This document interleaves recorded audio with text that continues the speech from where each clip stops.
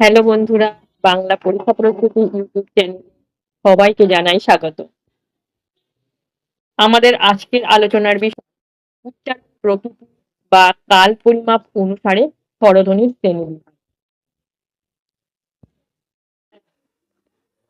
উচ্চারণ প্রকৃতি বা কাল পরিমাপ অনুসারে স্বরধ্বনিকে মূলত ৩ ভাগে ভাগ করা যায়: হ্রস্বস্বর, দীর্ঘস্বর এবং প্লুতস্বর। হ্রস্বস্বর কাকে বলে? হ্রস্ব অর্থাৎ কম।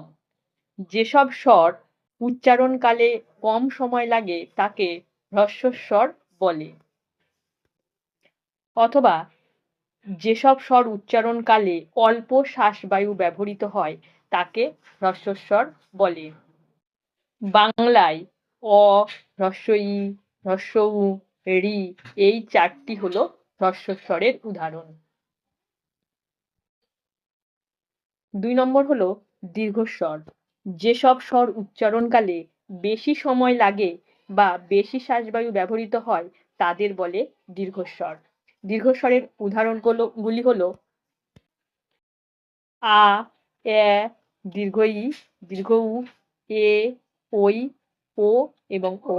এই ৮টি হলো দীর্ঘস্বর। এরপর প্লুতস্বর। প্লুত শব্দের অর্থ হলো টানা।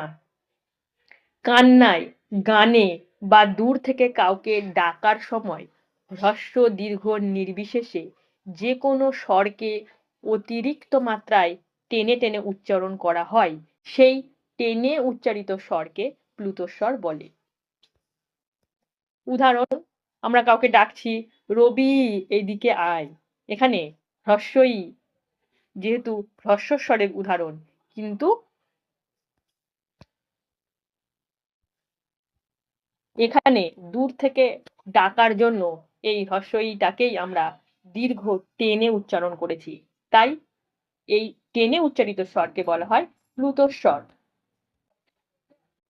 প্লুতস্বর সম্পর্কে দুটি কথা হলো, প্লুতস্বরের হ্রস্ব দীর্ঘ ভেদ নেই, অর্থাৎ হ্রস্বস্বরও টেনে উচ্চারিত হয়ে সেটি প্লুত হতে পারে, আবার দীর্ঘস্বরও টেনে উচ্চারিত হয়ে সেটি প্লুতস্বর হতে পারে। প্লুতস্বরের লিখিত চিহ্ন কিছু নেই। আমরা উচ্চারণ প্রকৃতি বা কাল পরিমাপ অনুসারে স্বরধ্বনির শ্রেণীবিভাগগুলি দেখলাম: হ্রস্বস্বর, দীর্ঘস্বর এবং প্লুতস্বর। এবার আমরা দেখব উচ্চারণ স্থান অনুসারে স্বরধ্বনির শ্রেণীবিভাগ। উচ্চারণ স্থান অনুসারে স্বরধ্বনিকে ৬ ভাগে ভাগ করা হয়। প্রথম হলো কণ্ঠস্বর, দ্বিতীয় হলো তালব্য স্বর,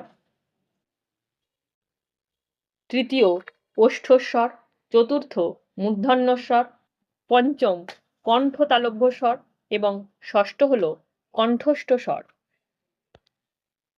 এবার এই ৬টি ভাগ সম্পর্কে আমরা বিস্তারিত জানব। কণ্ঠস্বর উচ্চারণ স্থান হলো কণ্ঠ। যেসব স্বরগুলো আমাদের কণ্ঠ থেকে উচ্চারিত হয় সেগুলি হলো কণ্ঠস্বর। এর উদাহরণ হলো অ এবং আ। দ্বিতীয় হলো তালব্য স্বর। এর উচ্চারণ স্থান তালু। যেসব স্বর তালু থেকে উচ্চারিত হয়। উদাহরণ হলো এ, হ্রস্ব ই এবং দীর্ঘ ই, এই ৩টি। ৩ ওষ্ঠস্বর। ওষ্ঠস্বরের উচ্চারণ স্থান ওষ্ঠ এবং অধর, আর এর উদাহরণ হলো হ্রস্ব উ এবং দীর্ঘ উ। চতুর্থ হলো মূর্ধন্যস্বর। এর উচ্চারণ স্থান মূর্ধা এবং মূর্ধন্য স্বরের উদাহরণ হলো ঋ। মূর্ধন্য স্বরের উদাহরণ হলো ঋ। ৫ নম্বর কণ্ঠ তালব্য স্বর। কণ্ঠ তালব্য স্বর এর উচ্চারণ স্থান কণ্ঠ ও তালু। এর উদাহরণ হলো ঐ, এ এবং ঐ। ৬ নম্বর হলো কণ্ঠস্থ স্বর।